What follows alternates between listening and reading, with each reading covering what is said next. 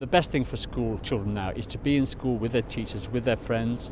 It's best for their mental health, it's best for their long-term prospects. And what the chief medical officers have been saying is that the risk of contracting the virus in the school environment is very low, particularly all the measures that schools have put in place with the hand sanitizers, the bubbles of keeping children in those groups, not mixing beyond those groups, the one-way systems in schools, the staggered lunch breaks, the facing the front in classroom. All those measures are designed to minimize the risk of the transmission of the virus in the school.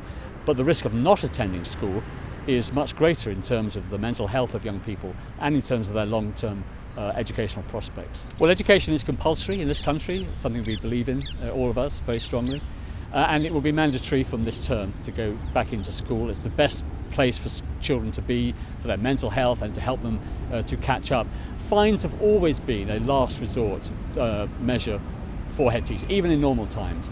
And when parents and families do have concerns about their child coming to school, they should talk to the head teacher of the school, who will be able to reassure them that the school is safe for their child to return to. We have been looking over the last several weeks into the prospect of delaying the exam by a period in the summer. There are a range of issues to consider: the marking time, the results dates and the effect that has on university admissions, and also the term dates of the other nations in the UK that use GCSEs and A-levels as well. We had a fund for schools to apply to last term for extra costs as a consequence of the coronavirus crisis.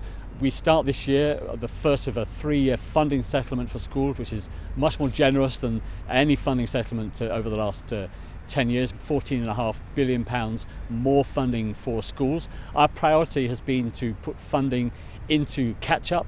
So we're funding schools £1 billion extra this year to enable them to fund the catch-up funds. But of course we monitor the position, and I've seen schools and the efforts that they have gone to put in place all those measures to make sure that we minimise the risk of transmitting the virus within the school.